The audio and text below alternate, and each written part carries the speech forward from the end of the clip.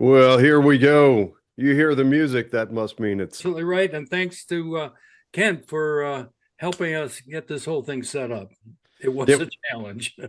yep. It's always a challenge, but the show must go on. And true to form, true to the name, it's Ohio political news. There's always news going on, and there's always stuff that needs to be talked about and reported on. So starting at the beginning, and this is what Kent was kind enough to arrange and put out there, create a link for us and help us to get off up and running with a another edition of Ohio political news.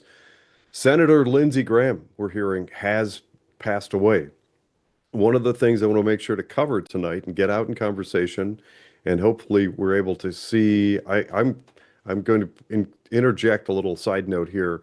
I'm going to take the unusual step of opening Rumble and Facebook during the course of this conversation so that I can key off of some of the comments that you're posting.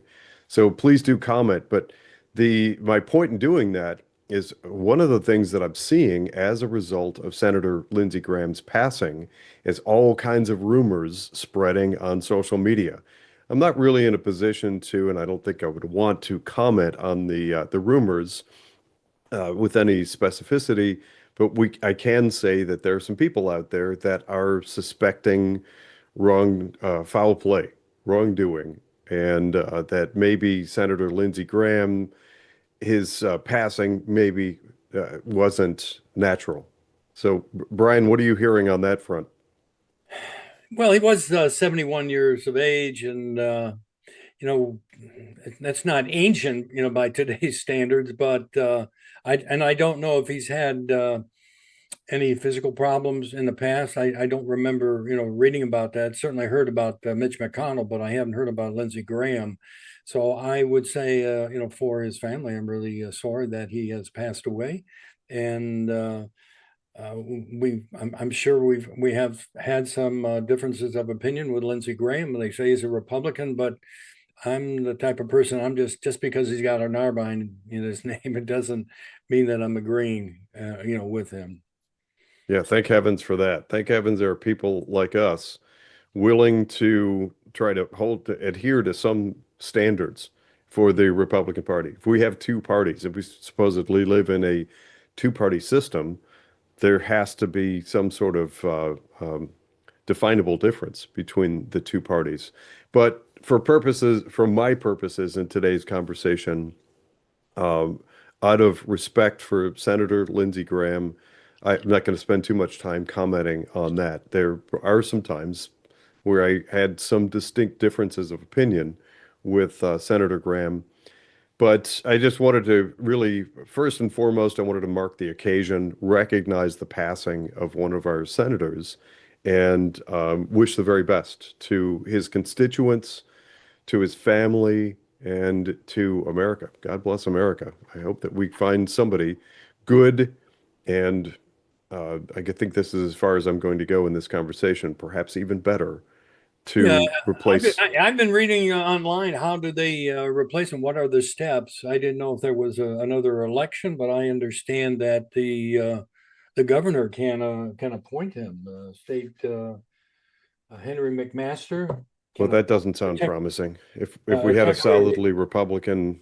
governor, then I would be happy about that. But I can't remember the last time I saw anything that was anywhere near the realm of satisfying or delightful from Mike DeWine. But so I don't hold out much hope there. I'm sorry to say I fully suspect there's just going to be some sort of no-name milk toast, middle of the road swampy that's going to be put in place. Or wait a minute, no, sorry, I got off track. Wait, brain reboot. We're not talking about Ohio. We're talking about Senator Graham is South Carolina. Um, so let's backtrack a second here. Who's the current governor of South Carolina? It's Henry McMaster. Master. Now I'm searching my memory banks. I'm And searching my it's me saying that he can appoint a temporary replacement uh, on the vacant seat. Uh, Graham was up for re-election this year, and they're saying his death will kick off a primary election to replace him on the November ballot. You know what I'm going to do? I'm opening up another web page here, and what is it? jbs.org. I want to go to the John Birch Society and see what they're how they're rating them. And there are a couple of different rating agencies. So I want to look up the governor and see what we might expect. This is a little bit of speculation and guesswork on our part, but I think that it's a good starting point to sort of estimate what we might expect. I've learned from experience, especially here in Ohio, if we just sit back and wait for government to do something, and we don't proactively start engaging, advocating, commenting, it just seems like we have lots of people, and absolutely include Mike DeWine in his camp in this. They do terrible things that are just detrimental and horrible. And then after the fact, we're stuck. We the people we the people are left holding the bag and wondering why on earth did that happen, or why was that bill passed, or why was that person appointed? Yeah, they just don't seem to take the average citizen into consideration first and foremost. I think the same thing that you're thinking about, Jonathan. They are not really. It's a political maneuver. Who's going to agree to vote the way the power structure wants them to vote, and not necessarily what's in the best interest of the people, regardless of the state, whether it's There South are some Carolina. exceptions to that, and so far, unfortunately, we have not had a lot of luck getting people as high as governorship. So not many of our U.S. governors are rock solid and uphold constitutional values, but it's I would worth say hoping Florida, for. is the exception to that. I would think you would agree with that. Ron DeSantis. Yeah, DeSantis is doing some really good stuff, and we've got some other governors that are fighting back out west. Uh, Hold on one second here. So, as promised, here's what I'm doing. I'm I'm looking up both the broadcast. So I'm looking at the comments now. It took me a minute to do this. I'm just letting our podcast audience know that I have both Rumble and Facebook up, and I'm looking at the comments. I'd like your comments on this. What do you think is going to happen? What's likely to happen as a result of the passing of Senator Lindsey Graham? What do you know about South Carolina and the governor there? So I'm just starting to look it up. Bear with us a second here. The technology we're using is just slightly different than we normally use. That's okay. It doesn't really matter much. But some of the things I would normally I have at my fingertips for an Ohio political news broadcast may take me an extra minute or two.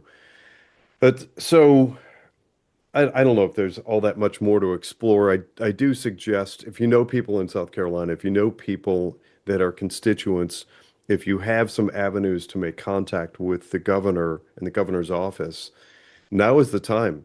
We know that all the bad actors are going to be like sharks circling the blood in the water to go after that seat and try and get the governor to appoint somebody that we're not going to like.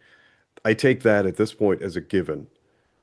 We have the potential, we have the possibility right now of getting vocal, getting active, get out there and get ahead in this messaging and try even from Ohio. There are plenty of people that think, well, that's some other state that's off, out of bounds for me. No, I disagree. There are people that comment all the time about the actions taking place in Ohio from Mike DeWine's and Speaker Huffman's activities. People comment all the time. This is America, and this is a senator who's going to impact significant things in Washington, D.C. Now is the time to get active and get vocal, I say. What was your overall opinion, though, if you were to say, I think Lindsey Graham was this or that? I always viewed him as someone that it seems like there wasn't a war that he didn't like. He was really I guess, a hawk, and from the military standpoint, and he was, he supported the Ukraine war I think from the very beginning. And he had been there, Mm. I don't know, 10 different times, I think I read. So I'm more of a pacifist. The older I get here, I'm not interested in any, spending or sending our male, female soldiers, into harm's way. We've done it way too many times. Especially, it just seems like recently we've figured out that, how do I want to put this? There is, there are certainly times and instances where policing is necessary. And unfortunately for us, that applies on a global scale as well. And like it or not, it is a truth that we've found ourselves with America as the in the position of the world's top cop. Yeah, It's it I don't think that should be our role. I I mean, I don't you look at, disagree. yeah, you look at what's happening with NATO, and their colors certainly showed when we needed help, in the Iran war. And Yep. so I agree with President Trump when he says, "Well, let's pull 350,000 soldiers back from Europe. Let them defend themselves." Well, I agree, but let me put my perspective in a little different framework. Let's imagine for a moment that you have one or two cities that are fairly close together. You got Chicago and I don't know, Milwaukee.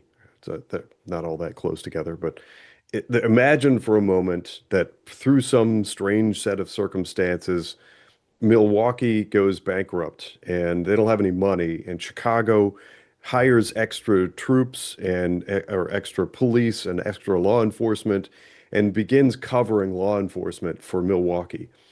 Over a long period of time, Milwaukee would come to rely on Chicago. At some point in the future, it's fair to say that a bunch of people, the people of Illinois, the people of Chicago would say, wait a minute, why are we sponsoring? Why are we funding this? Get your own law enforcement. It would not be reasonable, and I don't think anybody would agree that all of a sudden Chicago, overnight snap of a fingers, pulling all their law enforcement and moving them all back to Illinois and stopping, it would cause chaos. I think that's where we're stuck right now with America being the top cop. We are in a position where our military is so relied upon for things like the demilitarized zone or DMZ between North and South Korea, the number of military bases we have in Europe, and our presence trying to keep things like the Panama Canal open, our presence hopefully leading to China taking a little bit of a path of caution when it comes to taking over the Southeast Asia, places like the Chinese influence exerted on Well, Taiwan. I think that's valid. But over in Europe, we've asked him for many years now. You got to ante up, and what is 5% of your GDP should be for the protection of your own country, and they have chosen not to do that. And now, when we need help, they're nowhere to be found, and Right. they're doing everything against us. I say, they've when you look at what's happened to Europe, they really have. It's foreshadowing what's going to happen in the United States unless we wake up, because their open borders, this globalism that they wanted, where they brought in people from all over the world into Europe and into Great Britain, for example. Yep. They've changed the demographics of those countries, and they're going to pay a heavy price on that to get their countries back. We're not going to fight the battles for them. They're going to have to fight the battle themselves, because it was their leaders. Their leaders sold out their citizens, and now those citizens, unfortunately, they don't have the Second Amendment rights. So they're going to have to be throwing rocks and sticks and stones. I have a special level of dislike for Angela Merkel, who Yep, was the Chancellor of Germany and 100%. opened German borders. It's infuriating. I actually, just as a side note, I had occasion to spend some time in Germany. I lived in central Germany for a short period of time, and I saw So it ended up being colder there than I expected.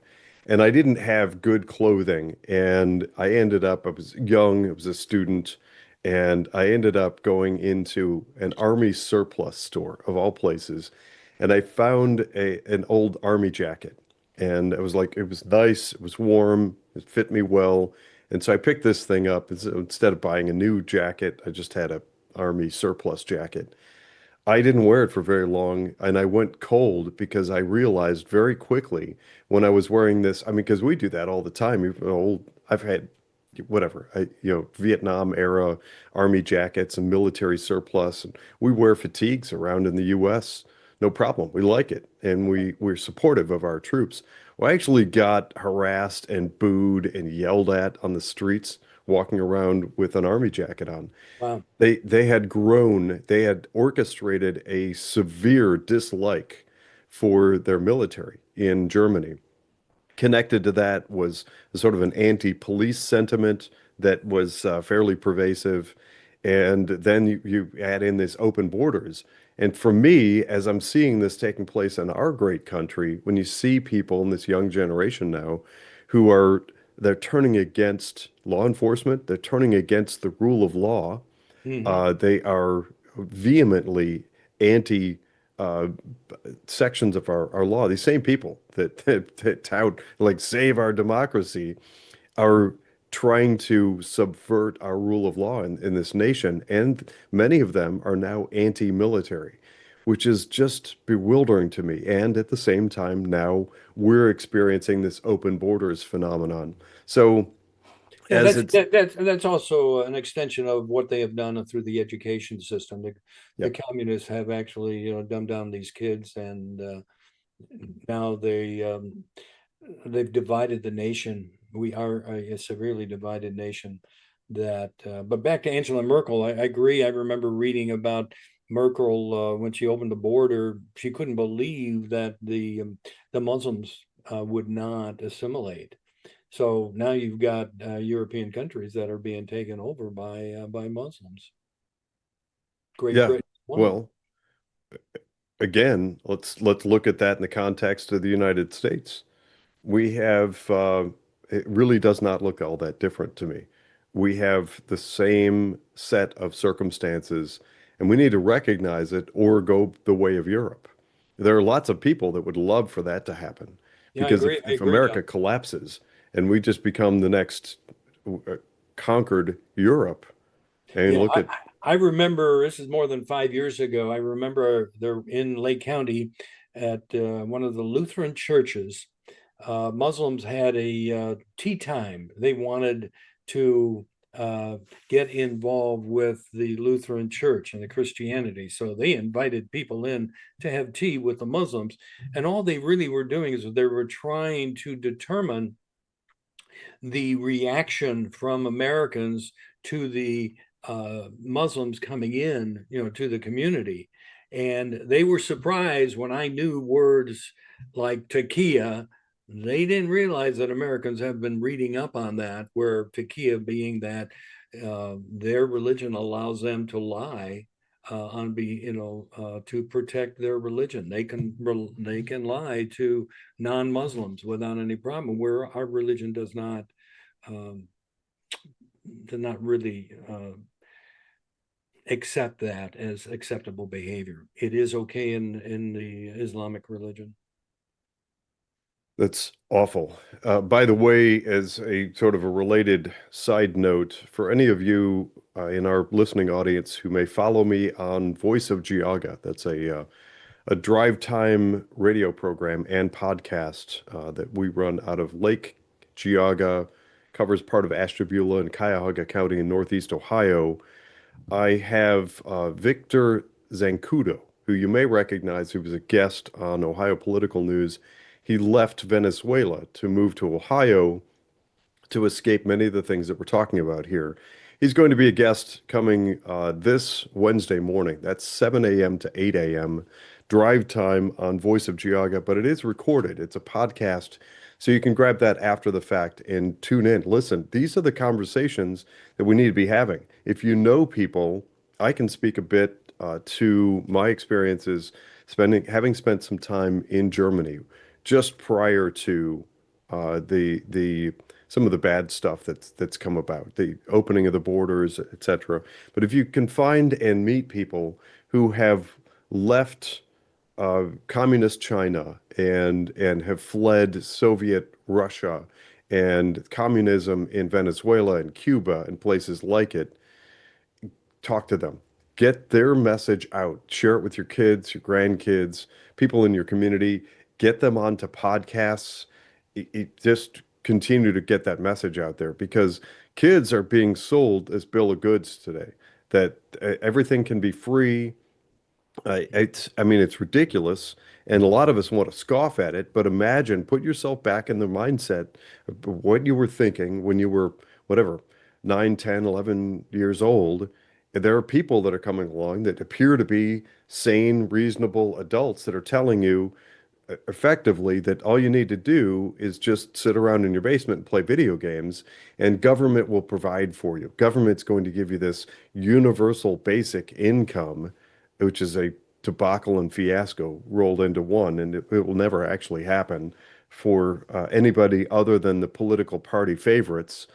But they're promising all these things, and kids are ill prepared right now to counter that, to understand that that's propaganda, that they're being lied to so that that communism can be voted into existence. And you know that old adage, communism is voted into existence and you have to fight your way out of it. I say right now is a better time to be fighting our way out of it as we're seeing it more than just showing up on horizon. It's here. It's in New York City. It is pervasive throughout California and especially Southern California and parts of the U.S. You're seeing it in pockets in Texas, in Wisconsin, certainly Michigan, Illinois. So this partnership, this awkward, uneasy partnership that appears to exist between the Communist Party, which has in large forms has invaded and taken over what used to be the Democrat Party and their platform, and Islamic objectives. The you those that is an unholy matrimony. And if we're not calling it out and discussing it and challenging these things and putting it in the right context and being aware that open borders are all part of this same objective, we don't want another Angela Merkel. We don't want another. It's interesting to me, Jonathan. When I started getting involved more than 10 years ago, I remember, John Birch Society, educating us on, on the Constitution and Yep. telling us more than 10 years ago about the slow march of communism. What we're experiencing is really started about 100 years ago. And then there was a young lady by the name of Brigitte Gabriel that was Yeah. telling us about the march of the Islam into our nation, and so now we were called conspiracy theorists back then, saying we better watch out. Here's what's coming down the road, and they didn't listen to us. And now we've got I.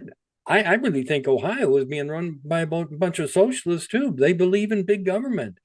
And then, people are asking me, well, Brian, what's the difference between socialism and communism? And I say, for me, the difference really is the size of the gun, the pressure that they will put on you. For example, if you've got a sitting state senator that is willing to charge and use the force of government and the judicial branch of government to arrest a citizen journalist, that's got communist leanings as far as I'm concerned.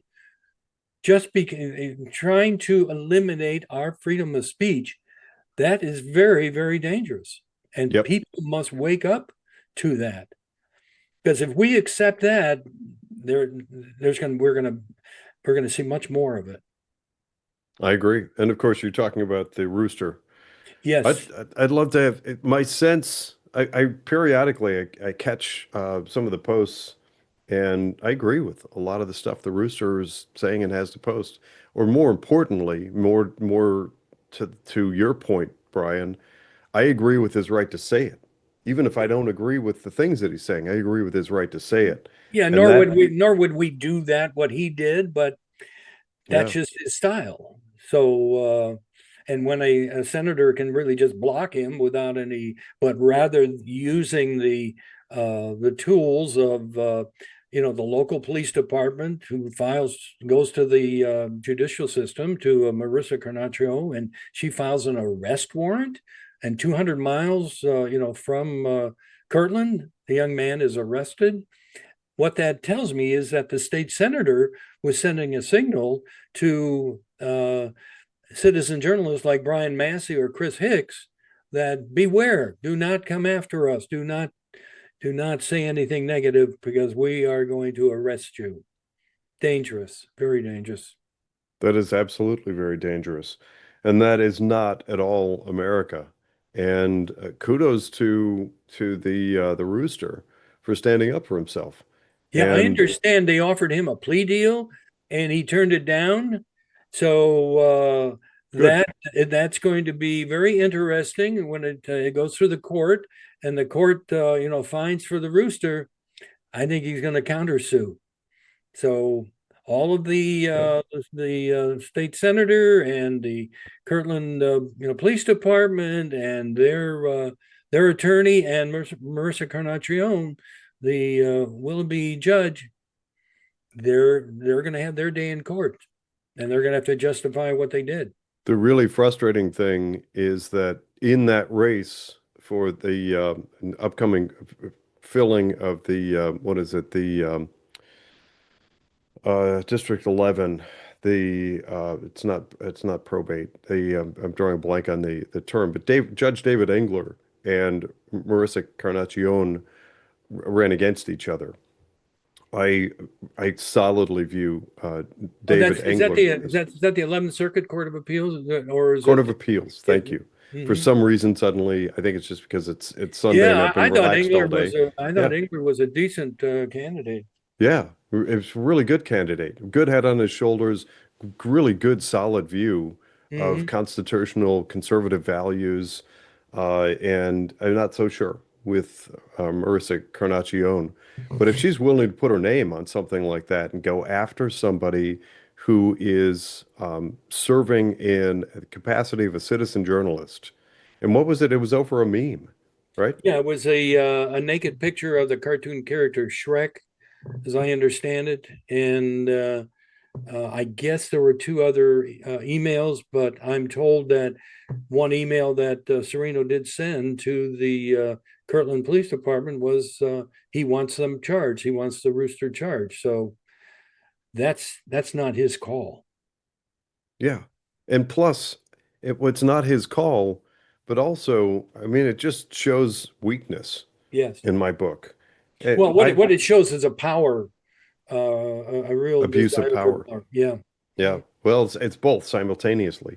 Mhm. If I mean, if you're so weak that somebody putting a little meme, and it actually maybe it wasn't even published.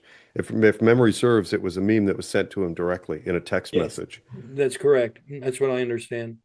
Right. So somebody sends you a goofy naked picture of the cartoon character Shrek. I can't imagine in the scheme of things that that is important enough to draw upon law enforcement and go after somebody in the state capitol, because that's another part of it.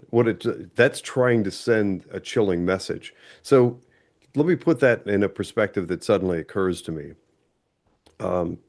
Remember during COVID and just after COVID, there was a huge pushback because parents had looked over the shoulders of their kids and were seeing what kids are actually being taught in K through 12 education. Or wait, let me say that differently. Education.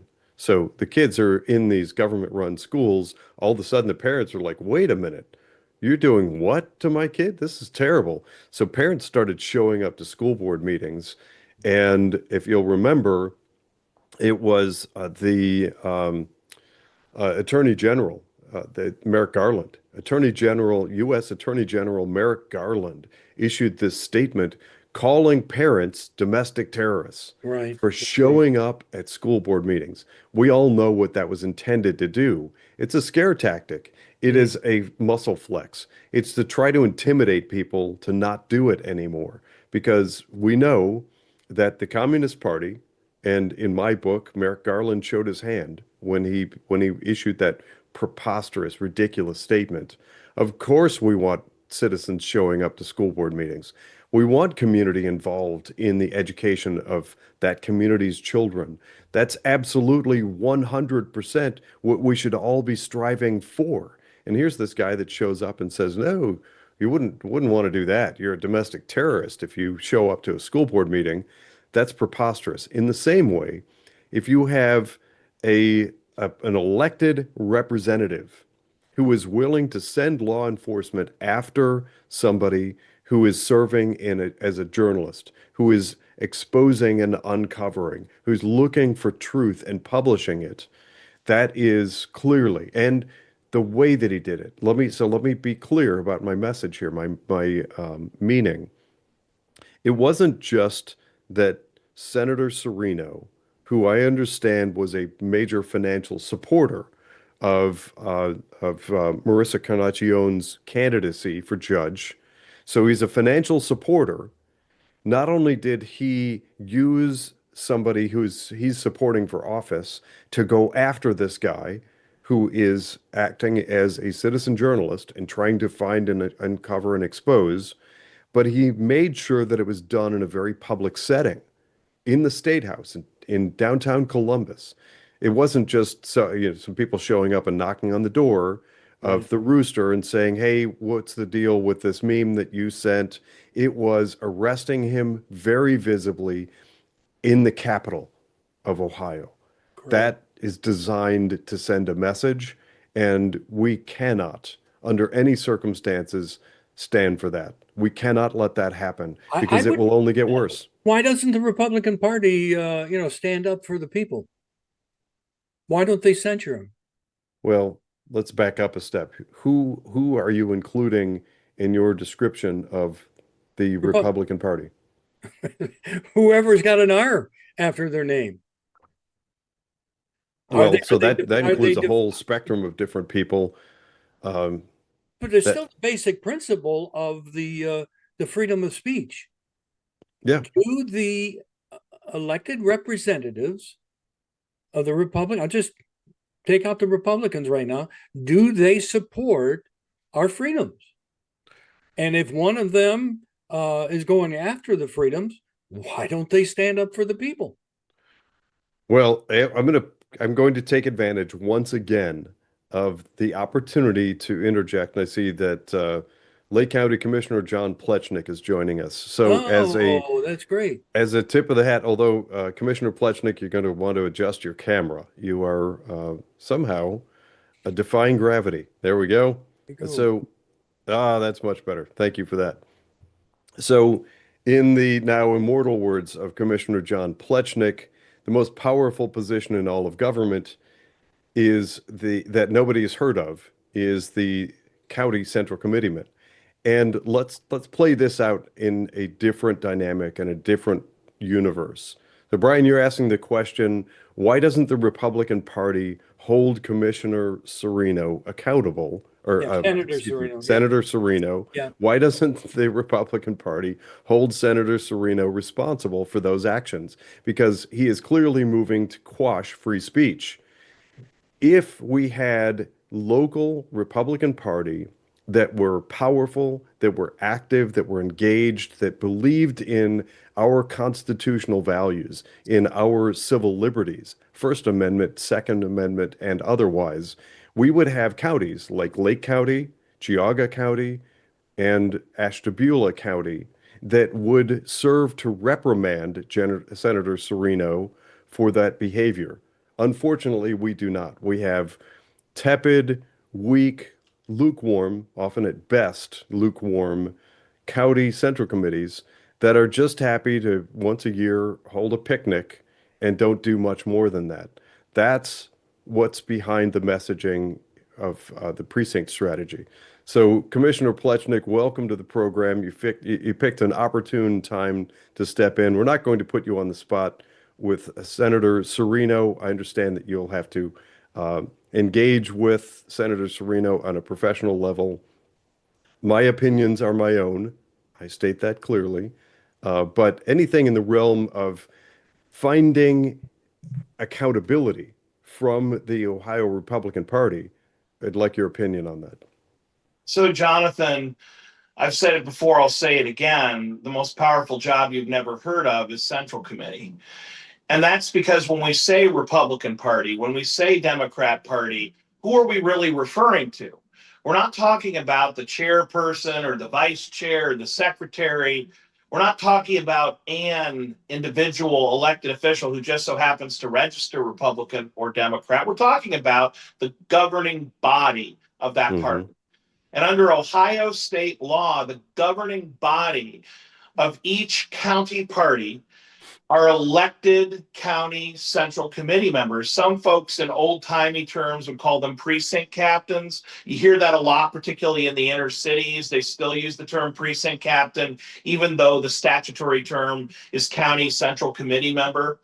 And then the state parties are likewise governed by state central committee members. And I've had the honor of in the past serving as both a Lake County Republican Central Committee member and an Ohio State Republican Central Committee member, which is a position that our usual host, Joe Miller, currently fills. Hmm. And when you're a member of that county central committee or that state central committee, you are the one who ultimately votes and decides on what the party does. Yep. I was asked recently about the issue of fake slate cards in Lake County. I know you've dealt with that a lot in Geauga. And people were asking, well, how should we amend our bylaws to make sure this never happens again? And I quoted our bylaws chapter and verse and said, there's no amendment that would help. There are plenty of provisions in our bylaws that say you need to be loyal to the principles of the party. You need to be honest. You need to be this. You need to be that. More than enough to cover all the situations people are concerned with. But how do you actually act to reprimand or to censure someone? Well, it means that one central committee person has to make a motion, another needs to make a second, and the body needs to take a vote. And depending on the provision, either a majority or a supermajority need to stand up and be counted. So it's not that the bylaws are missing anything. Do you have a backbone? Yeah. Zero enforcement. Exactly. It doesn't matter if you have the best, most glorious set of rules, liberties, and freedoms.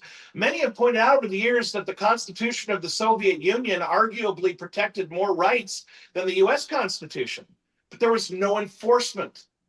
You can Yep. have lovely nothings written down on a piece of paper, but if there aren't real human beings enforcing those rights, if you don't stand up behind that law and make it real, it's meaningless. Mhm. Well put. So, in case our listening audience isn't already aware, we have an Ohio dedicated website that's ohioprecinctstrategy.org. Visit that. You may also want to visit the national precinctstrategy.com. Dan Schultz and I have been working on that for 3+ years. And actually, as a related side note, at Dan's request, we have relaunched the weekly it is a twice weekly training session on the social media platform X. So if you're on X, find me, find Dan Schultz, find the conversation about training up the nation on precinct strategy. There's also a new development for anybody that's been following this topic and recognizes the importance of precinct strategy and filling those local seats with good conservative constitutional values driven individuals.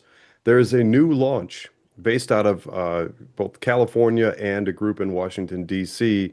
that is precinctprojectusa.org. Precinctprojectusa.org. That one's new, and that really puts an umbrella around the whole thing. We've been having some great national sessions on that and talking about this, the importance of this.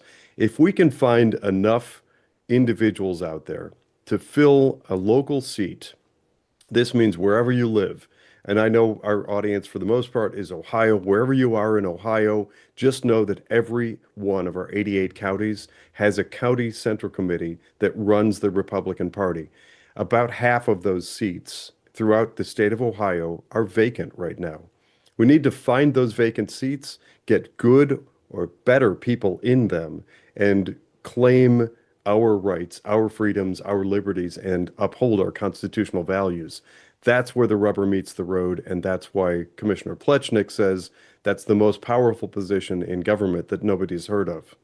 And Jonathan, if I could just make it real for all of our listeners, what I did working with our Lake County Liberty Coalition, which really was the driving force behind finding conservatives for our Republican County Central Committee, is we would literally meet in one of our members' basements. We had an old projector, and we put up the list of all registered Republicans in a precinct, and one of us would take turns reading off the names because we really wanted to make sure we weren't speed reading, we weren't missing.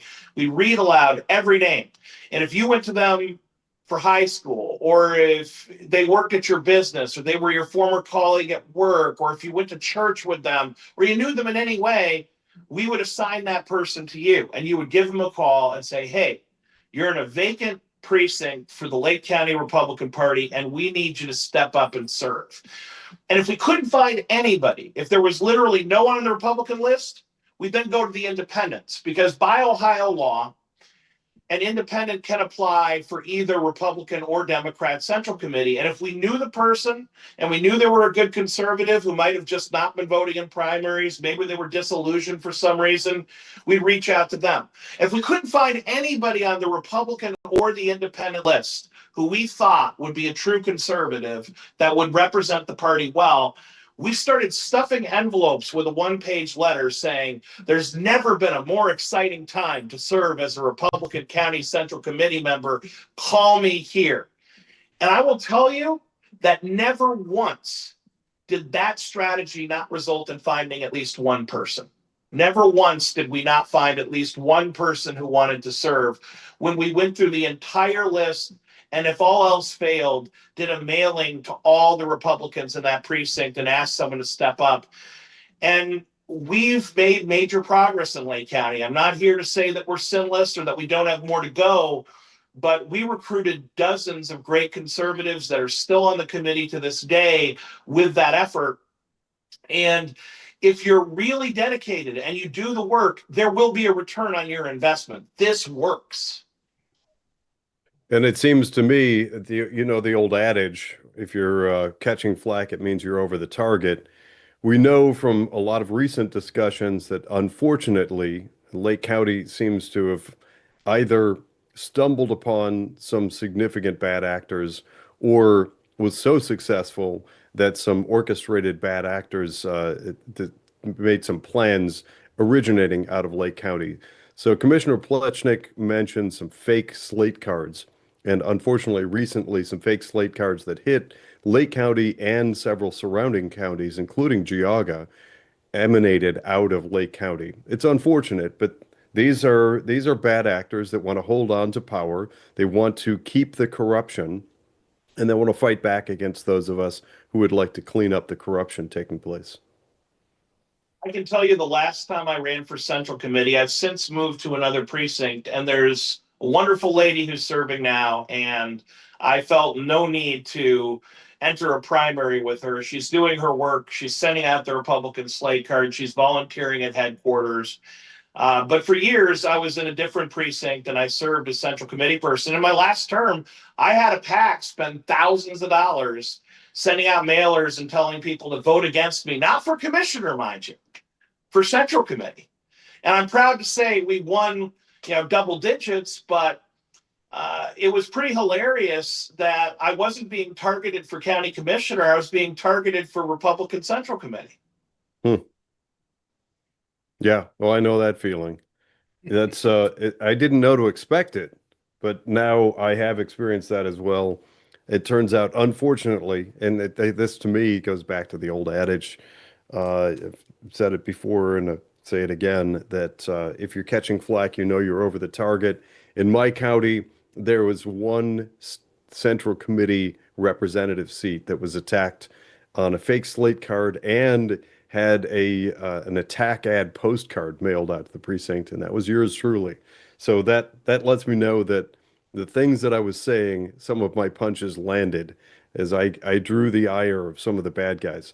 But I don't want that to discourage anybody. It is absolutely critical. It's worth the fight. This, we're talking about, we've got a country to save. And if you believe that, the easiest, best, most successful path to do it is to get involved at the local level. We need more people to step up and get involved. And I've said it before, I'm going to say it again. I don't want to sound like a broken record, but it bears repeating that some of our enemies have figured out how our political system works, and they're doing a better job of using it. You see places that are being taken over by people who clearly don't like America. They are anti-American. They uphold communist values. They openly advocate for dismantling the U.S., our Constitution, and all that we hold dear. They're gaining power because they understand our civics, they understand our system of government better than we do. We can counter that by sharing the information. That website again for Ohio is ohioprecinctstrategy.org. It's not the only way to get involved locally. You can run for school board, fill a board position at a local county health department, mental health, you name it. We need conservatives, people who actually value the American system of government, of our constitutional republic, to step up and get involved.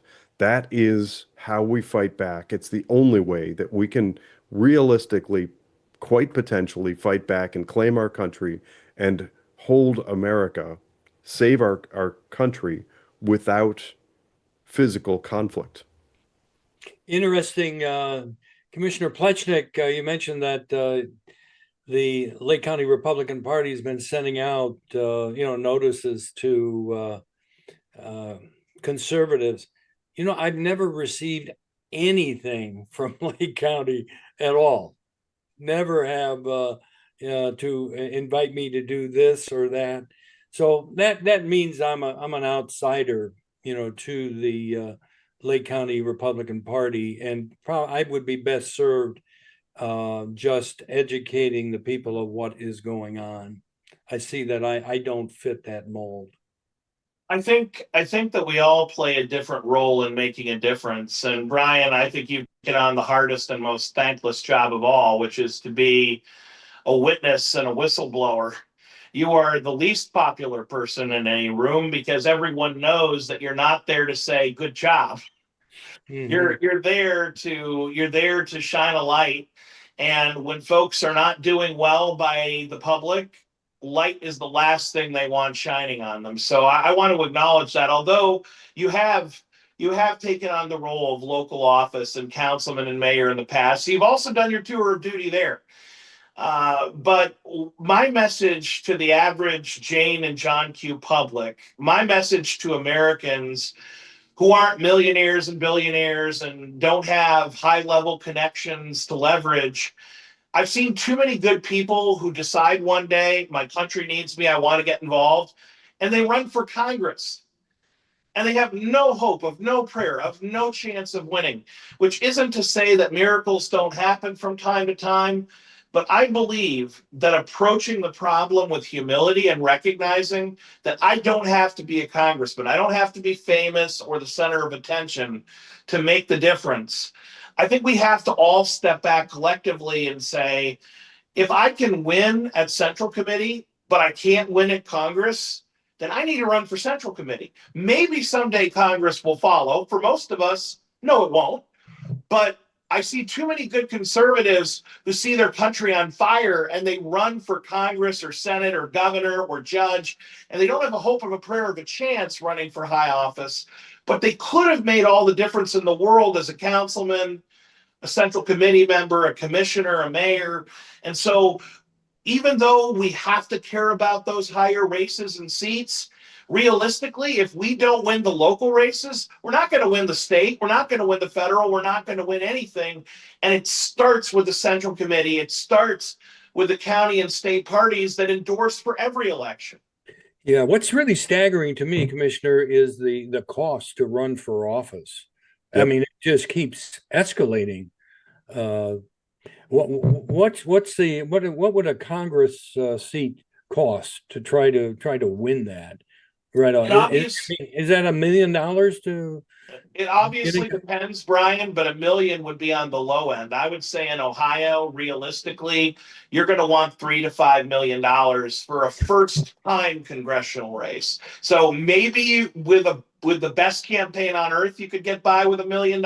But most consultants would tell you in Ohio to try to run for Congress the first time, a million is nowhere near enough.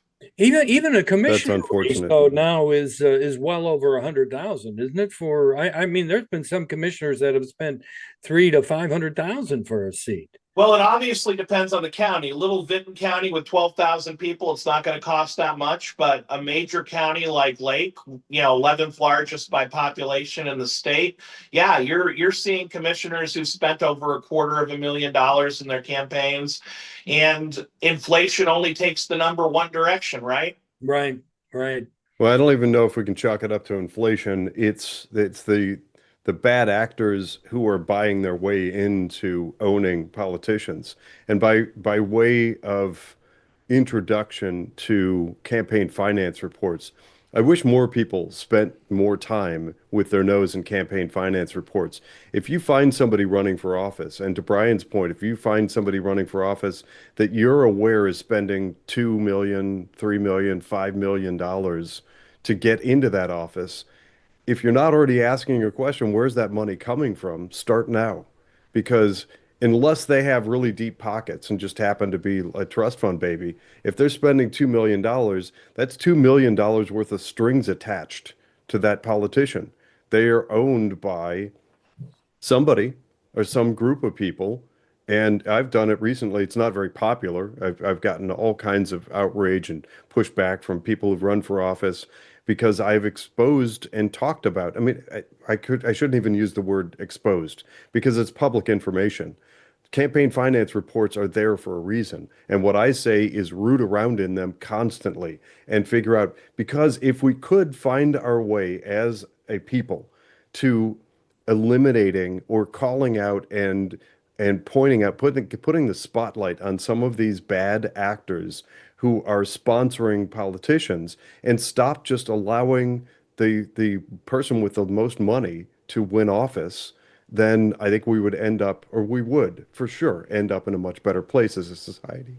Excuse me. By way of one example, and I can see John is itching to provide comment to my comments here, but by way of example, we have people who hold the Republican name. They have an R next to their name, who have been sponsored and financially supported by agencies that we should absolutely be questioning. If, for instance, you have people in office who ran as Republican but may received major campaign finance donations from trade unions and from historically very far left entities and organizations, then what is it that they will do in office that will adhere to our expectations? Are they still the sort of person that you can expect to get into office that are going to fight and advocate for conservative values if far left-leaning organizations are the ones that financed their campaign?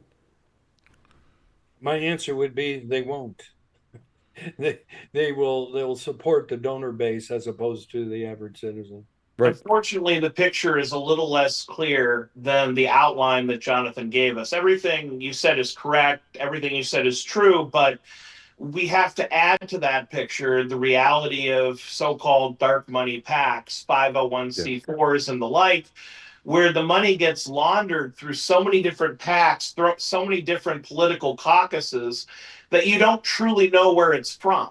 Right. And Yeah. unfortunately, some of the biggest contributions today are going through these PACs. And so I can't tell you where a majority of the money came from for the average state senator. I can see some of their donations, but when you see caucus, $1 million, well, where did that come from?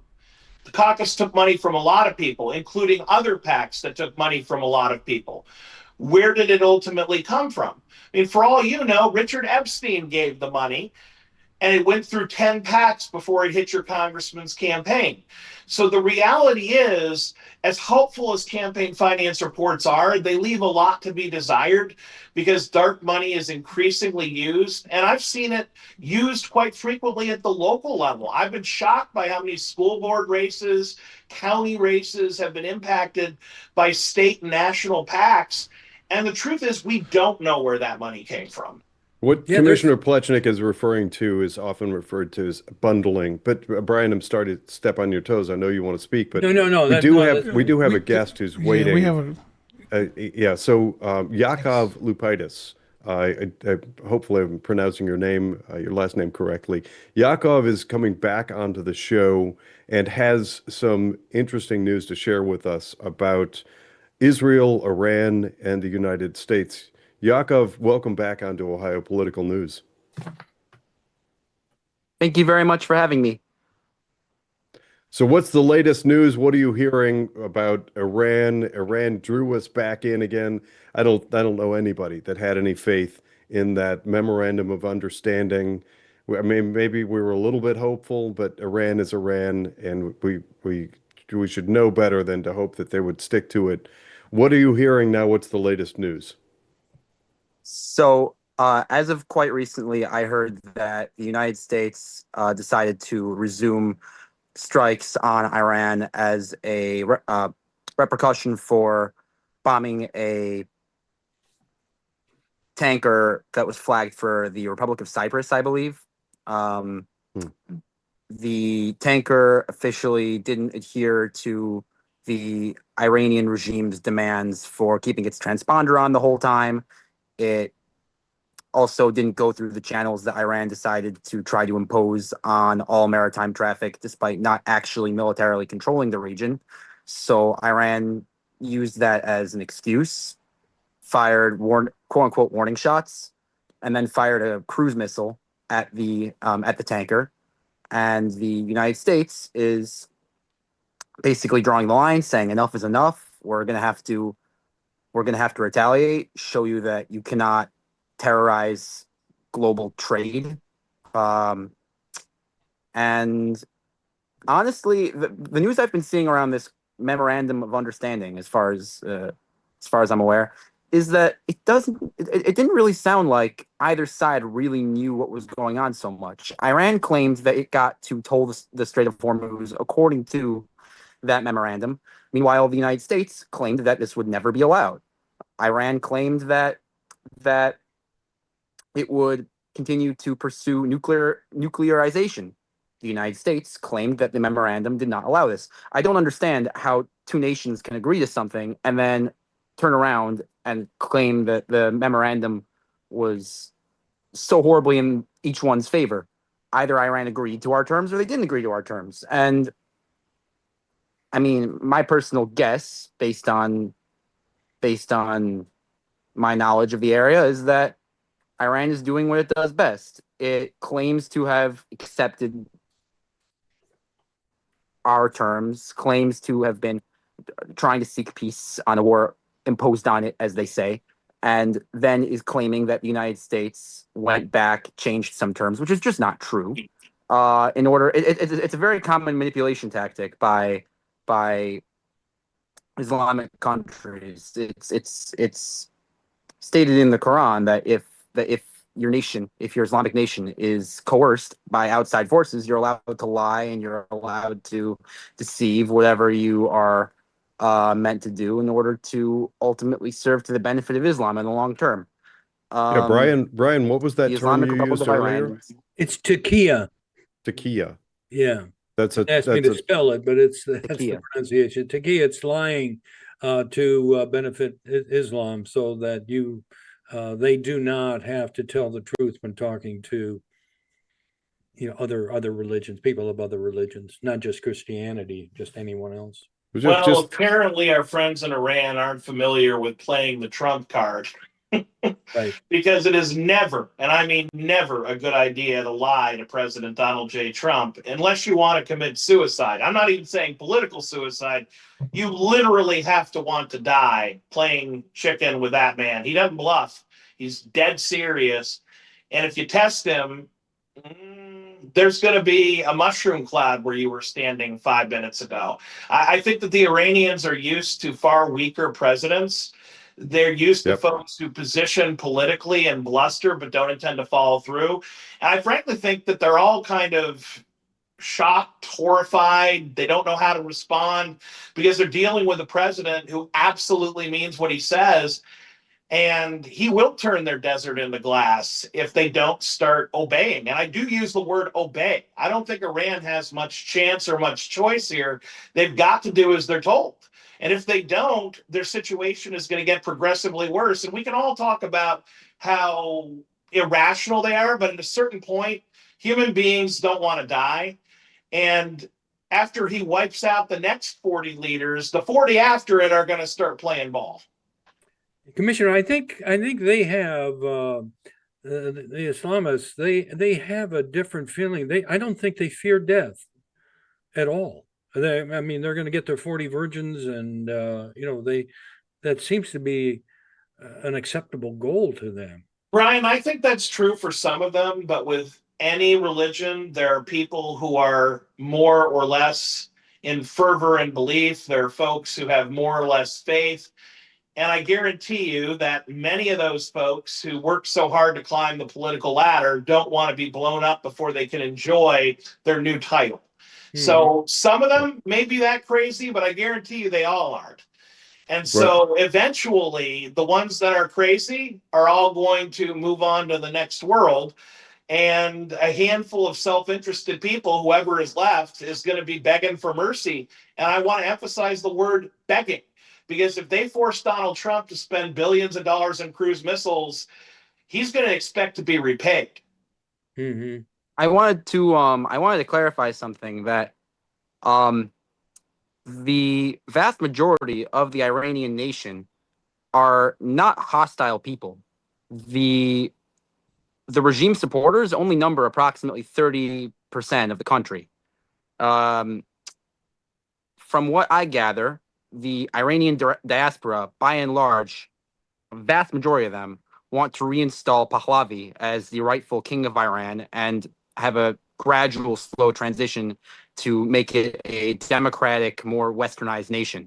The Islamists are a radical fringe in the country, and if the war could be carried out successfully, I think the idea of the war in theory beforehand was that we would be saviors. We would come in, knock out all the Islamic Republic Guard Corps infrastructure, and allow the train rebels on the ground, allow the people to rise up naturally. They tried that. The people of Iran were expecting help, and in February, the regime killed 40,000 protesters. The protesters were wondering where we were. I don't understand why we are negotiating with terrorists. We should have dealt a much harder blow to the regime much earlier. After we saw those numbers climbing into the tens of thousands in February, we should have knocked them out. Well, if you're Yakov, again, just to educate me on this, how many total people are there in Iran? Is it a 90 million population total? Approximately. Yeah. Okay, so if we got 30% of that 90 million, that's still a lot of people that are It is. that are willing to die for their cause, and they're willing to take their fellow Iranians with them. Yes. Well, I think there's a leap there in logic, and I first of all, I'm glad that Yakov said it, because if you hadn't jumped in, I was going to. We're seeing a lot of great signs, very visible signs from Iran. There are a lot of people in Iran who are very supportive. They're asking, please, world, come in and help us. We're effectively held captive in our own country.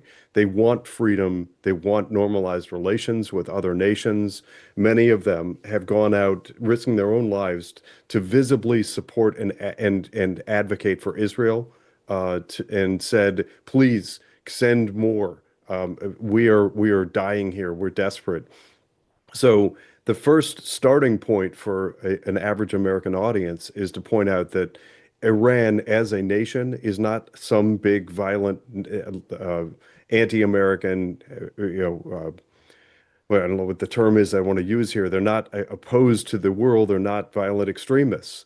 There are a small section. So if we use Yakov's number of 30%, Brian, it's not fair to assume that 30% are all homicidal, suicidal.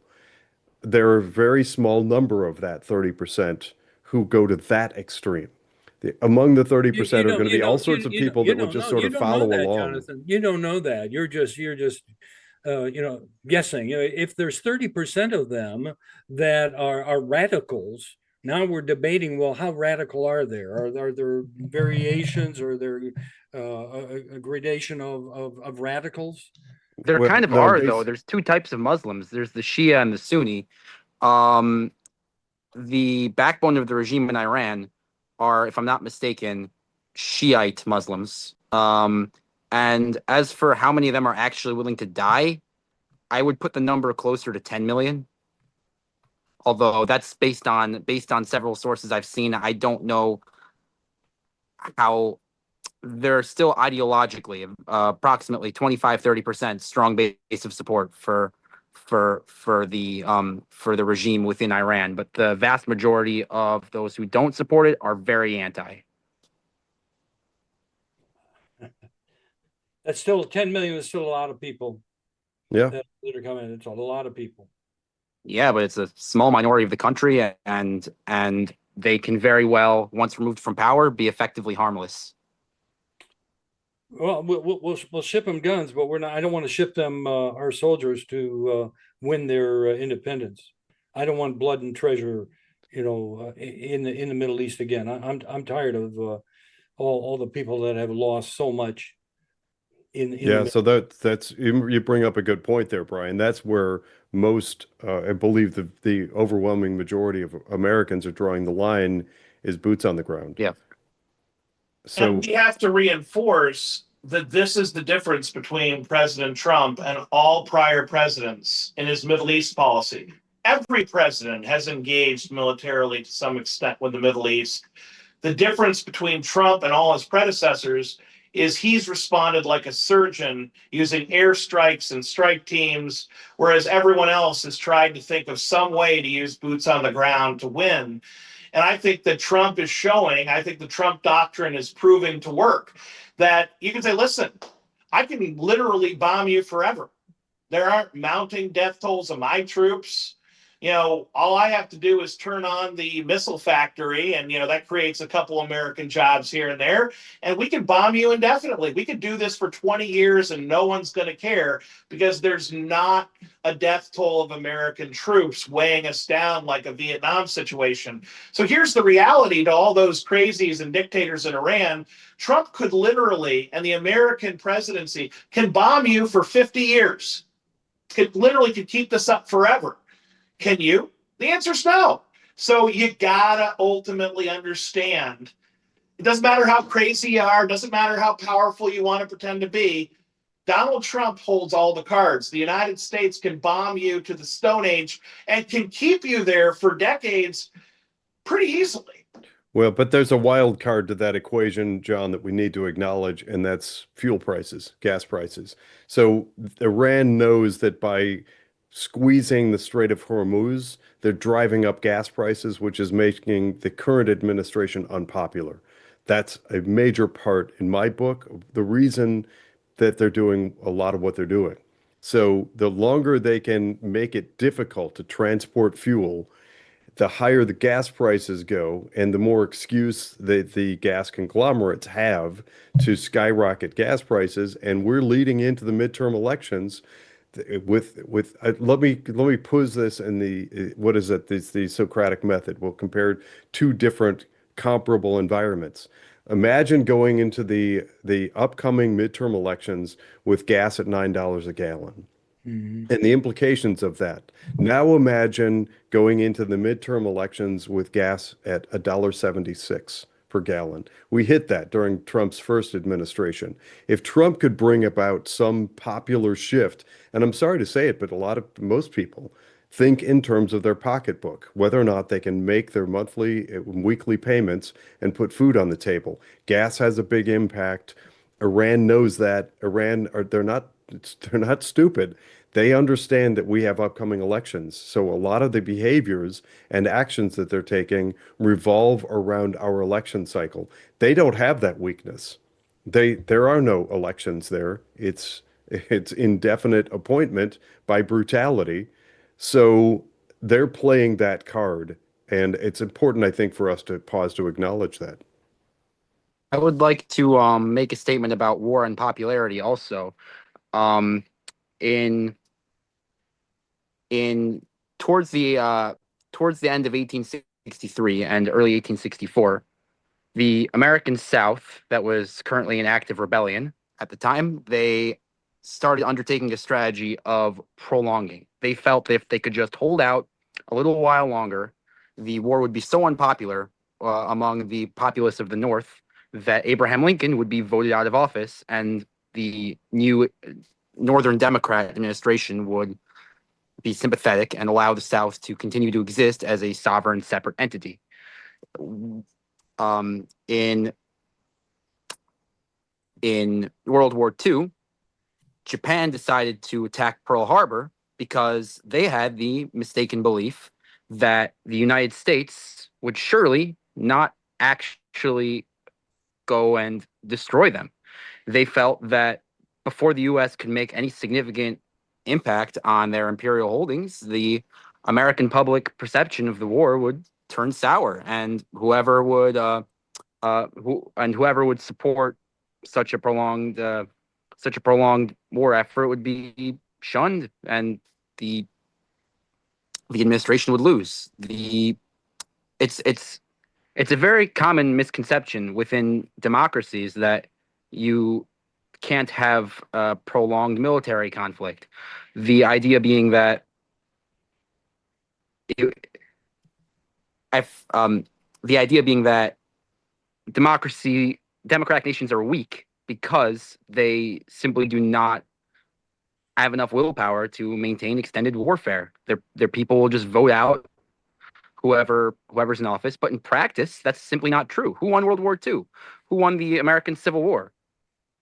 I mean, if we're going to kowtow and like dance around every little public perception issue, and I'm not going to deny there's a huge public perception issue. The American public is very against the war in Iran. We're gonna lose. The regime will continue to survive. You can keep bombing them in perpetuity, but as Jonathan rightly pointed out, you're gonna have very high gas prices. The the expense of the continued campaign to that extent will still hurt. And the American people will simply not accept it. I mean, Here's something I don't understand what you're saying though. They talk about the high gas prices, and then they tell us that most of American oil does not come through the Strait of Hormuz. That is the rest of the world that is using that oil, and so I'm not sure. Other than price gouging by the oil companies, why is our gas continuing to go up when we don't use the majority of that oil? We provide the oil ourselves. as far as I'm aware, our strategic oil reserves were cut almost in half. But the reality is oil prices are set globally, Brian. It's not that we rely on foreign oil. It's that an American oil producer is not going to sell their oil here for half the price that they can get in the Philippines or in another country. And so if the oil prices go up elsewhere, it will affect prices in the United States. That is certainly true. So even though we're not literally dependent on foreign countries for our oil, our prices are set globally, not locally. That said, to the historic points that you raise, I'm not so convinced that the American people are going to look at the Iran situation long term and say it's acceptable for Iran to continue to impress 90 million people, to hold the entire global oil market hostage, and to pursue nuclear weapons. I mean, look what Iran has done every time they've thrown a temper tantrum. They haven't just attacked Israel. They haven't just attacked U.S. assets. They've literally bombed and shot missiles at all of the neighboring countries. The regime in Iran is dangerous to the entire the entirety of the Middle East and as much of the world as they can reach. And so I think at a certain point, people are going to put two and two together and say, look, I want this war to be over, but I want it over with Iran done. And what that may ultimately incentivize is a nightmare scenario for Iran, where Donald Trump and his crew at the Pentagon decide it's time to take more drastic measures and really level Iran. So far, this has been surgical. It's been merciful. The people of Iran have suffered minimal damage as a result. But if Iran simply holds on, the result isn't the United States walking away necessarily. It might be the United States getting serious and really making good on Donald Trump's progress to obliterate all of their assets. Then you run into the problem, though, John. If let's say we were to take out their desalination plants, or the Karg Island, they just eliminate Karg Island, altogether. They're going, Trump is going to be criticized, tremendously, as war crimes, because taking out the desalination plant is going to impact not only the 30 million Islamists, but the other 60 million average Iranians. So, fairness, though, Brian, Trump being criticized, I think he's prepared for that. Well, that you make a good point there, but I want to balance something here and call out something that Yakov touched on. It is generally true that that democratic societies that go through election cycles can be softened, and public perception of military engagement can turn negative, and then you can get, for lack of a better term, regime change. You can get a changing of the guard. We saw it here in the United States in Vietnam. Vietnam was made so unpopular that the American population turned against it, and that really is what led to the rapid withdrawal and conclusion of our fighting in Vietnam earlier than we should have. And let me tie that together with what we see from Iranian proxies in the Middle East. We see in Palestine the intention of ramping up the anti-Israel rhetoric. And what's often done are things like using hospitals, child facilities, children physically as a shield, and actually creating an environment where general society becomes harmed, and then using that to cast aspersions on and cast Israel in a negative light. So Israel is doing exactly what John Plechnik is talking about, is historically has been very intentional about making very strategic strikes and trying to absolutely do everything in their power to minimize the harm to citizens. Yet the Palestinians are very, very good at propagandizing and using civilian harm. So, therefore, I expect the same thing will happen in Iraq. If Trump goes in harder than he has, and even with the intention of surgical airstrikes, the moment we start to have some negative impact, and the moment you can splash up images of children hurt, or some playground or a hospital that got bombed, or anything like it, expect a propaganda campaign to turn American sentiment against the war, the fighting. I shouldn't say war, the military engagement with Iran. And yet, Jonathan, if a nuclear bomb went off in Chicago or New York or DC or Los Angeles, every single person would say, we should have X, Y, Z. We should have done everything in our power, regardless of the cost, to stop Iran from getting the nuclear option, particularly given that they are the number one sponsors of terror in the world today. Yep. We love throwing around terms like Al-Qaeda and Hamas, but ultimately it all goes back to a couple of Middle Eastern nations, especially Iran, that have been funding these groups and using them as proxies so they can say, hands off, it wasn't us. When in reality, it was their money, it was their planning, it was their government sponsorship that allowed these groups to attack the United States, to attack Israel, Israel and to attack other Western nations. And if we hands off, we say it's too unpopular, it's too risky, it's too dangerous, and then the worst happens, everyone will look back and say, you should have taken the gloves off and you should have melted them down, whatever it took. I'm not disagreeing with you, John. I'm trying to spell out what I anticipate will be the actions of Iran. And adding to everything you just said, it's important to also consider the continent of Africa. You've got Boko Haram and many other terrorist organizations that appear to be receiving significant funding from Iran. So they're a global spider web of terrorist operations. And I agree, we've got to find something to be able to break up the harm that's consistently done to energy supply, break their stranglehold on the Strait of Hormuz because that is so important to global supply chain, and just sever all these ties because kind of like we're seeing with USAID now under lock and key, we're seeing all kinds of very positive results in those countries rather, that they were exerting influence. I expect if we are able to break the back of Iran and stop the flow of money into terrorist organizations, we should expect to see a growth of freedom and a reduction of violence throughout the world. I've got a question for Yakov, if I may. Of course. Yakov, it's a sincere question. I really would like you to explain to me, going back to the October 7th, 2023, where Hamas, slaughtered all the people in Israel. What I don't understand, I was always under the impression that Israel was a country that had defenses that were superior to any other country in the world.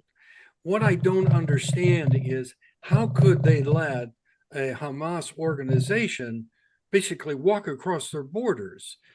And is there something that I am missing or not understanding about the Hamas attack of October 7th? How The did that answer, happen? the answer in two parts. First of all, you share this question with most Israelis.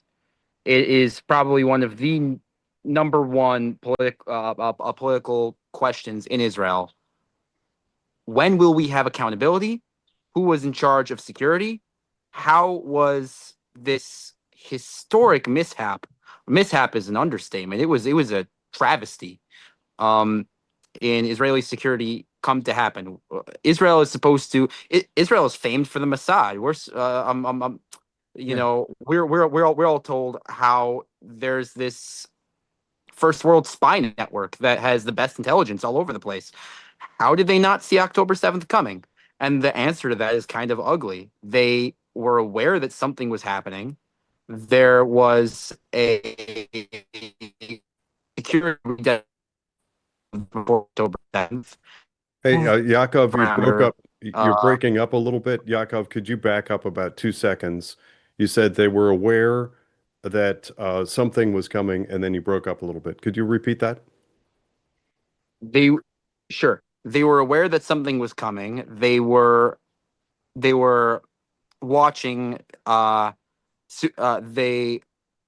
were watching developments on the ground. They saw that Hamas units were reorganizing and repositioning themselves and preparing for something, and they redesignated the security alert to in the Gaza envelope to slightly higher. They instead of moderate, it was like high, but it wasn't proper war readiness. It was the response was too little, too late.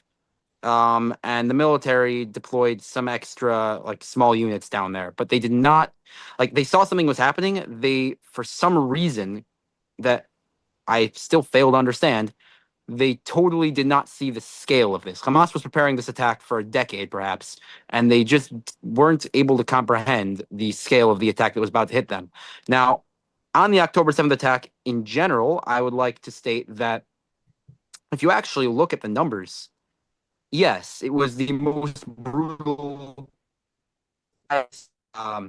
highest scale, largest scale terrorist attack in Israel's history. But if you look at it from Hamas's perspective, I wouldn't call it a victory. There were approximately 3,000 Hamas terrorists that invaded Israel, invaded southern Israel on that day. They were dispatched to the country with the goal of killing as many Israelis as possible and causing national panic in the country. They killed 1,400 people. 3,000 people entering the country, trying to kill as many as they can. They kill 1,400. Half of them were reported dead on Israeli soil the next day. They were killed by Israeli police and military. Yes, they did substantial damage. They took 250 people hostage and attempted to take another 250 hostage, and they killed the vast majority of their victims were civilians. So they did also target military installations and bases. The vast majority of their victims were civilians. So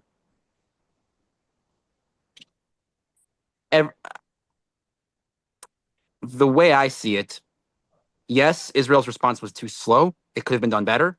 Israel could have avoided having any hostages taken and could have avoided even having a couple hundred deaths if they had responded properly to Hamas's buildup. And a proper October 7th inquiry would help dramatically to understand what happened. I personally think that the entire governing coalition, including Prime Minister Netanyahu and his right-wing Likud party, were too pragmatic and too moderate. They acted too slow, and unless they take full responsibility for that and own the security failure, I think they should all, not the entirety of the Likud, but Netanyahu himself should step down and and issue a formal apology for failing to do his duty, his stated duty of protecting the people of Israel. Thank you very much for that honest appraisal. I really do appreciate it. My other concern is with the United States having open borders during the Biden administration. My question is, I wonder how many Islamists or the Chinese military age men have really entered our border, and where are they? So our country is got some challenges ahead, I'm sure. Brian, the scary thing for both the United States and Israel, and the reality of that fateful day in October of 2023, is that you have to be right 100% of the time to stop the terrorists. Mm-hmm. They only have to be right once in order to succeed. And so, how did they get through? Well, the odds are that eventually a terrorist is going to succeed. Eventually, a hole in intelligence is going to be found. 999 out of 1,000 times we win. They only need to win once to have a massive attack like September 11th or October 7th. And the reality is, no matter how watchful we are, if there are active terror groups that we allow to be well funded and to train and to penetrate our borders, eventually something's going to hit, which is why we have to have some preemption. We can't just allow Iran to build nuclear weapons. We can't simply allow open borders where terrorists can cross over, because it is inevitable that something will happen. The past has taught us this. This is not speculation, hyperbole, or hypothetical. September 11th was our moment to realize that no matter how good the FBI, the CIA, the NSA may be, they're not good enough to catch every single terrorist. If even one gets through the net one time, disaster strikes. And in a world with nuclear weapons, in a world with bioweapons, in a world with weapons of mass destruction that we can't even begin to imagine, one is all it takes. That's why we have to do more and do better to keep our people safe, whether it's America or Israel. And that's exactly why Donald Trump realized we had to intervene in Iran. And if anything, we're not doing enough.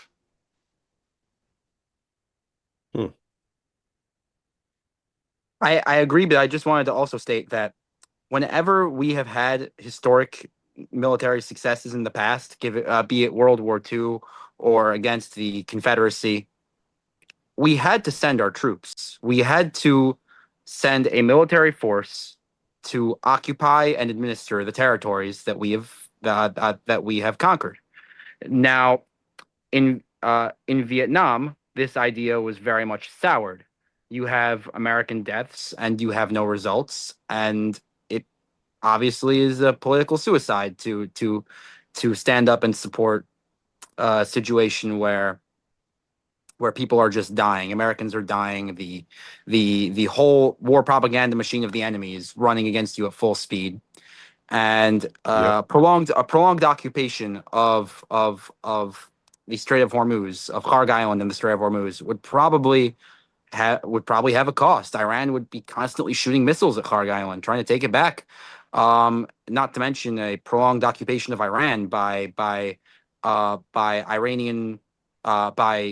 Iranian monarchist forces and allied forces would probably have a regular military cost over time. Islam is a very insidious and deep rooted cancer that infects people, and there are always going to be people who are willing to be a hero, try to kill an American soldier, try to kill a monarchist Iranian soldier, try to cause chaos, and hopefully, in their twisted minds, make a situation where Islam could once again prevail in the country. But the alternative, these all these strikes are doing is we're we're destroying military infrastructure, we're killing leaders, and we're killing top terrorists. Very good. But when you have millions of people who are willing to die for the cause, there's going to be no shortage of smart, capable leaders to step up and replace the ones we kill. There's going to be no shortage of fighters for the foreseeable future. We can keep bombing them in perpetuity, like you said, but I don't see it going anywhere. Have we ever actually won a war just by bombing a country to oblivion? All we're doing is stalling. I know it's really highly unpopular, and most Americans do draw the line at a actual military intervention, at a ground invasion. But first of all, I don't think it should be just Americans, because this doesn't affect just Americans. This regime is a threat to the whole of Western civilization, and I think that if France and the UK and Germany had any morals, they would join us. Although I highly doubt that the leaders of maybe Germany, but I highly doubt the leaders of France and the UK would support us, just because of how far those countries have sunk into their own Islamization. But you know, just looking at history, I don't see how we can actually really decisively win a military conflict just by precision strikes and killing leaders. And don't get me wrong, it's very good. It's very good at confusing their leadership, at destabilizing things. But I see it more as a way to stage the ground for an actual decisive ground operation, to sow chaos and confusion in their troops, as opposed to just doing it for the as an end goal, just to continue to do it and hope that one day the people will rise up when they're clearly not professionally trained enough. They don't have the arms. They just don't have the capacity to do it. Well, Yeah, I would not support that. I would not support that at all. I've seen far too many Americans that have been maimed, severely maimed by these IEDs that seems to be very popular in the Middle East. And there's no way that I would in any way send any of our troops, male, female, Army, any of them. I've seen enough damage to all of these American soldiers, and for what? I agree, but how do we actually topple the regime? Well, I think in addition to the military strategy of taking away their ability to control the Strait of Hormuz, of taking away their leaders, of taking away their military installations by strategic airstrikes, I think we also need to start getting serious about propaganda. I mean, let's be real here. We're telling them the truth. You strap a bomb to yourself and kill a bunch of kids, you're going to rot in hell. Forget 70 virgins, 70 trillion years times infinity roasting at 70 trillion times infinity degrees. These people need to be told, no, you're actually going to hell. And if they think there's even a 5% chance that they're going to hell for eternity, which, by the way, you kill a bunch of kids, you kill a bunch of innocent people, I think you probably have more than a 5% chance of rotting in hell. I think we should be telling people this. I think we should be making them out to be the villains that they are. We should be taking over their airwaves. We should be dropping comic books. We should tell the people of Iran that if you do this, you're evil. You're going to hell. Everyone hates you. You're a weirdo. You're a loser. We should be propagandizing them. And we have more ability to do it. For the love of God, we invented the commercial. It's time for the United States to start telling the Iranian people that if you support the murder of innocents, you're evil. There's no reward. You're going to be punished. In this life, you will be hated as a monster. And if there is a next life, heaven won't help you. There's only one place for you to go, and it's not fun. Well, John, let's be honest about where we are. Unfortunately, we're at a place where in the United States, children are exposed to and being indoctrinated with exactly the opposite. There is very little allowed exposure to godliness, and that's by design. It has been stripped out and robbed from government-run K through 12, and now we have the propaganda machine in the United States working in exactly the opposite direction. All the pro-Palestine and the anti-Semitic and now anti-Christian rhetoric is ramped up to times 1,000. I don't see any even blip on the radar of people asserting biblical values and standing up for our Judeo-Christian principles in the United States, much less trying to use that to push into enemy territory and instruct and inform those people in and throughout and connected to Iran of the significance of Judeo-Christian values. That's a huge reach for us to move from the negative where we are. And look at the protests. I mean, it's not safe on many U.S. college campuses right now to be Jewish.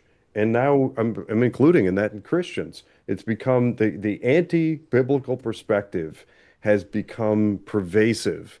And go and look, you're going to find a couple of Israeli flags and a heck of a lot of Palestinian flags waving, and they are they're active, they're engaged, they're funded, they're motivated, and they're pushing this in every avenue possible on today's youth. You see it in cartoons, anime, in on social media.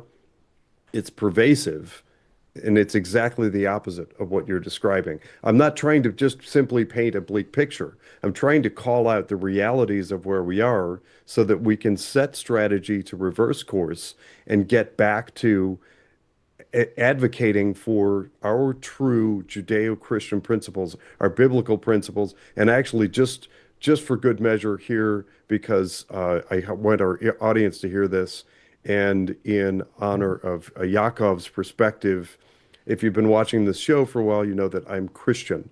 I was invited this last Thursday to, there's an organization called Chabad.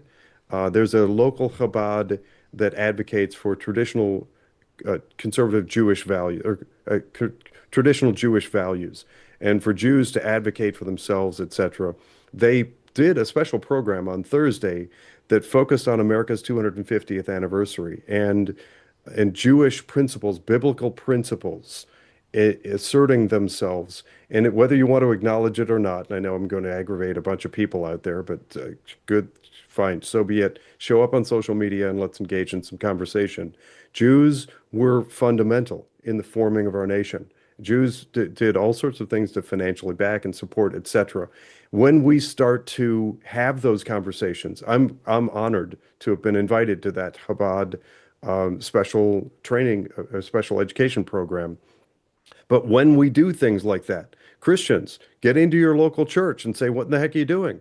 Preach from the pulpit, get politically active, and assert Christian traditional values. Tell American kids about our actual history and instill in them a sense of pride and dignity and honor. Let them get back to honoring our system of government and our history rather than just we're caving to the propaganda of the left, which is the opposite of what John was just describing. Jonathan, your points are well taken, and I certainly agree that we have a reverse propaganda problem in the United States. But when we're talking about how we reach out to another country in an international conflict, that's in the jurisdiction of Secretary of War Pete Hegseth. And I have no doubt that he would be happy to tell suicide bombers that they're going to go to hell and that they're the worst possible people on earth. So we actually have an opportunity here to show how Judeo-Christian values can convert. Even if you're not framing it in terms of religion, you're not trying to convert them from Islam to Christianity. You just say, murdering innocent people is wrong. And you know what? You're not going to heaven, you're going to hell. Literally, I'd love to see 1 million posters dropped over Tehran that say, you blow up innocents, you'll rot in hell, with a picture of a suicide bomber burning in eternal fire. That alone would scare them because they're human beings in desperate situations who've been lied to. But if you can even plant the seed in their mind, what if I would go to hell if I did this? A lot of people are going to say, maybe I just won't blow myself up. I like it. By the way, while there's a pause, I'm going to interject before we switch topics and invited Yakov onto the show. Thanks again, Yakov, for coming on and joining us. Yeah. There were some questions about how to track campaign finance reports that showed up on social media, and a couple of parts to the answer to that, and then I want to get back to the topic at hand. I just don't want to lose track of this and leave this unanswered. You can go to your county Board of Elections for certain elections and ask them. If you don't find campaign finance reports there for the candidate you're interested in, you can go to the state of Ohio. It may take a little bit of searching to go through the Ohio Secretary of State's website, root around a little bit, and you may be able to find those. Go on social media and look for other people that are talking about the same thing and the same candidate. And you should be able to find the campaign finance reports that show how candidates were funded. The last thing it was there was a post on Rumble, opensecrets.org. That's opensecrets.org is a good place to go as well for follow the money on politicians, lobbyists, and their groups. I wanted to tie that loose end, but continuing back on the conversation, Yakov, did you have a comment about propaganda and how to fight back against the indoctrination? Jonathan, hold on. Yeah, hold on. I think that ultimately propaganda. I'm sorry to interrupt, Yakov. Yeah, let's answer that question, and then we're gonna go to one more different topic. Hopefully, I just want to mention let's just go to the answer, and then we'll go to the little plug. Okay. Okay. Yeah, we want to put a plug in for Ohio political news. Yeah, just go ahead and answer, and then we'll move on to the next topic. Thanks. Okay. Yeah, absolutely. So the way I see it, propaganda could be a very effective tool of controlling how a population could perceive the war. I think that it would be a very valuable tool that we could use. Although we have had historical examples of anti-war flyers dropped on Germany, on Japan. It would be interesting to know to have studies showing how effective they are, but among other tactics, yeah, I definitely would support that. Okay. Thank you very much. Thank you very much for having me, by the way. Thank you. I forgot to. Thank you. No, Yeah, thank you. absolutely. Thanks, Appreciate Yakov. Thank you. Okay. Just really quick, Jonathan, I'll get out of your way. The last thing we're going to cover, and I think you were mentioning data centers and then flock cameras. I think was another. If we could tie those two things together. I know Brian has a couple things going on with property taxes, so we'll get that taken care of. But if you can, everybody that's in whatever platform you're watching, YouTube, thank you for watching and also going through those ads. If you have pets, there in Madison, Ohio, they had a dog show this weekend. About a bunch of pets during the week when you're at work. Run Ohio Political News YouTube channel, loop it with the ads. We appreciate it. We also are one sub from 1100, so whoever wants to, it's free to subscribe to the YouTube channel, so take advantage of that. Also, if you want to go to the website ohiopoliticalnews.com/shop to get any of the merch. Also, the 250th anniversary abolish property taxes t-shirt, and I think Brian has one of them on right now. I will pop it over. There you go. There we go. Nice. Well, yeah, and so we appreciate that. And make sure to share this. It's sharing is caring.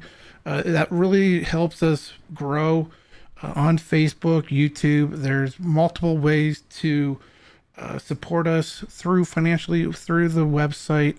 There's a donation button there. If you want to go to YouTube, you can do a super chat. If you want to go to Rumble, there's a Rumble rant. If you want to go to Facebook, you can do stars.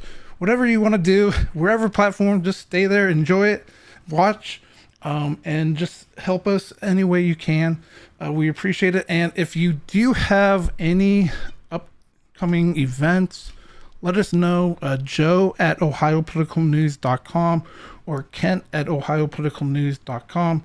You can reach us. We would love to live stream any event in Ohio. With the technology that we have, we can do that. So we appreciate that. So also, thank you to the guys for doing this tonight. I'm flipping tonight and doing everything. So Joe's off doing other things. So we appreciate the time that the guys have tonight.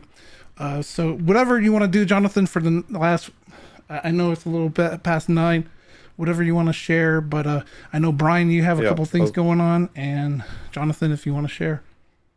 I'll share it quickly. This really should be its own standalone program, but if you are at all concerned about data centers, flock cameras, those are those cameras that are being sold to communities, or they're being pitched, I should say, to communities as traffic surveillance, and they're leading to some traffic citations.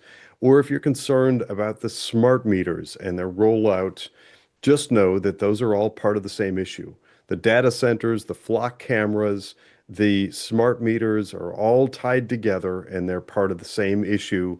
I'm getting into that. I've been uncovering it and exposing some of the names behind those on Unwoke Academy. You can see that behind me, unwoke.academy. That is actually a website. You can find me at unwoke.academy, and on X, YouTube, Rumble, really most all of the social media platforms. There's been a lot of heavy engagement on that. And oddly enough, we are finding some people that are going out and dutifully sticking that yard sign in their sign or all over social media saying no data centers. And there are people that are concerned about what's happening in Perry Township in Lake County with that sort of a debacle. They're fighting back against the data centers, but then some of them are unknowingly falling into the trap. The propaganda, there's that word again, propaganda, that is pitching flock cameras and their use and pitching these smart meters on the side of your house. There's more to it. There's a lot more objective in rolling out these massive AI data centers, but those are that's low-hanging fruit for conversation, talking about those and how they tie together with AI data centers. Again, it's unwoke.academy. If you find me on Facebook, so I'm doing the same thing, and thankfully Kent, who you just heard from behind the scenes running Ohio Political News, is also serving as my unofficial strategist for helping to get the word out. And we're growing a new Facebook page. So there's a Facebook page as well. Find me on Facebook. Find unwoke.academy. Don't forget to follow. Same thing with Ohio Political News. It's how we get the word out. I am fighting hard behind the scenes to track down and uncover the names behind the data centers and the flock cameras and the smart meters. You're going to find all that at unwoke.academy. Now over to Brian. Yeah, tomorrow, Leonard Gilbert and I will be traveling to Darke County. We will be speaking to the Patriots in Darke County about the property tax issue. I will record it, and we will publish that this week. So people that are interested in hearing what the Patriots in Darke County have to say, they'll be able to see it also. So as regarding the flock cameras, I know Commissioner Plechnik knows about the flock cameras and how the revenue generated by the municipalities, how that could impact their local government funds from the state. But since he's the expert in that area, I'll let him address that. So let me start by agreeing with Jonathan that all these technologies are interconnected in an ill-defined web that most people don't understand. And I want to start with a very folksy introduction here. I want to start with the Lord of the Rings. And we might recall that the evil villain of the Lord of the Rings, the titular Lord of the Rings, Sauron, the one who makes the One Ring to rule them all, is depicted as a giant red glowing eye who watches everything that everyone's doing from his evil tower of Barad-dûr and Mordor by the volcano. And he does this with a magic seeing stone, which is called the Palantir. And interestingly enough, a fan of the Lord of the Rings by the name of Peter Thiel created a large public company called Palantir, which works on creating surveillance technologies for governments, including the United States. They have many billions of dollars in government contracts from the US, and their main goal is collecting, interpreting, processing data to monitor the populace. And flock cameras are cameras that automatically read license plates and allow police departments or any other government agency to monitor where a given license plate, in other words, where a given car and its driver may be. And by cross-referencing that data, just like cross-referencing a ping from your cell phone, what cell tower is your cell phone using? That gives a rough idea of where the person is. You add in GPS tracking, you add in flock cameras, and suddenly you start to paint a picture where you know exactly where Jonathan Broadbent is at all given times. You either have his license plate on a flock camera, you have his cell phone pinging on a tower, you have him on a bank camera as he makes a withdrawal. Wherever he goes, there's a touch point, and we start to literally see a dot on a map, and we can trace where Jonathan has been all day, every day of his life. And we go from having a relatively free, unwatched existence to one where the Dark Lord Sauron can see us at all times, how we spend our money, where we go, what we do. But flock cameras were harder to abuse in the past because you have to overlay that data with the cell phone, with the GPS, with the broader map, and then you have to interpret it for millions, for billions of people. And we didn't have the capacity to do that because, number one, we didn't have enough data storage. And number two, we couldn't sift through as human beings that much data. There just wasn't enough time in the day, no matter how nosy a government might be. Enter data centers where we can store unbelievable terabytes of data. Enter artificial intelligence, which isn't very useful for most things, but it's great at plagiarizing high school papers and for sorting through mountains of otherwise worthless data to spy on one individual person. And so you put together the flock camera along with cell phone and GPS, the Internet of Things, all these different devices that are collecting data about us that individually used to be relatively harmless. A police officer would get a highlight or a red flag if a murderer drove through their jurisdiction, and then they could look to pull him over and arrest them. Flock cameras started out as a relatively innocent idea, at least as far as the general public was concerned. But when you overlay it with these massive hyperscale data centers that can save all that data going back forever, and artificial intelligence that can immediately cross-reference Jonathan Broadbent or any other person you choose, now we have a really dangerous government surveillance state that grew out of all these seemingly unrelated technologies, but now effectively allows Uncle Sam to know virtually anything and everything we do. And ironically, we're giving up our green spaces, we're giving up our electricity, we're giving up our water just so that we can be spied on. And to help the government do that, we're slapping smart meters on all of our homes and businesses so that if the data center needs the power, they can turn your air conditioner off during the summer. To add insult to injury, they not only know whether your air conditioner is running, the smart meter lets them turn it off. I'm going to add one piece to that because this is a focal point for what we're doing at Unwoke.Academy right now. We've got some people that are working nationally on trying to unpack this and make it bite-sized and understandable to the American populace. Some of us have attached a figure, an estimate. This is just a loose ballpark estimate of $20 trillion. It would cost perhaps $20 trillion to build out infrastructure across the United States sufficient that our government and government-related agencies could track us in the way that John Plechnik just described. That would be very much like communist China currently does. And by the way, those flock cameras do a lot more than read your license plate. Don't be fooled. And also, just so that you know, those are generally speaking never owned by the municipality.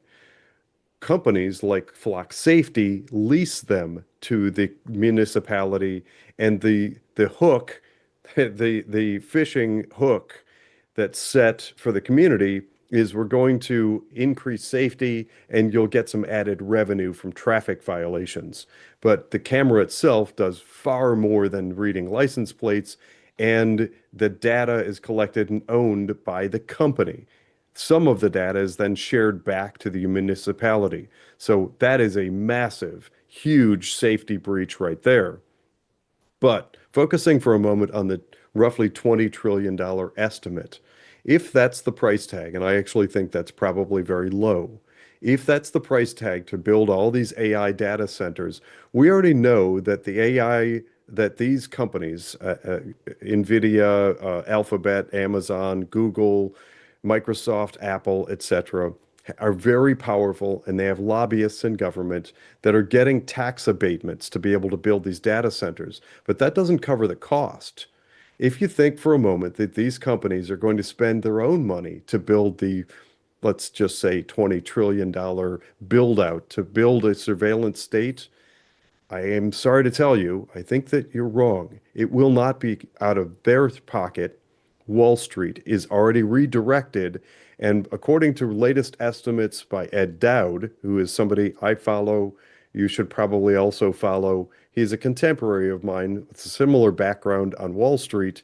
Ed Dowd is now estimating that around 45% of investment dollars in things like mutual funds, that means your IRA, 401k, etc., is invested in either AI data centers, these mega complexes, or is data center adjacent. What that tells us is that the roughly $46 trillion that we, the people, have invested in our retirement savings is being used as a slush fund to build this infrastructure that John just outlined. If you don't like that and want to make sure that you're not part of what's funding the very thing that's building a digital prison for us, I suggest finding and following me at unwoke.academy, where we're talking a lot more about this. So that said, I think we have come to the conclusion of our show. We ran a little bit over. Sorry, ladies and gentlemen, we were a little bit late starting this evening. We had, as I mentioned earlier, we're using slightly different technology. Not that that matters, but it led to a little bit of a late start. Thanks for tuning in as Joe Miller was away and the rest of us tried our best to bring you useful, good, and valuable information. Thank you, John Plechnik, for coming on. Thanks, Brian, once again for co-hosting. Thanks, Jonathan. Thanks, Kent. Thanks, Commissioner Thanks. Plechnik. Thanks, Thank guys. you, All Kent. right. Thank you all. All right. Good Good night, night, guys. all. All right. Bye.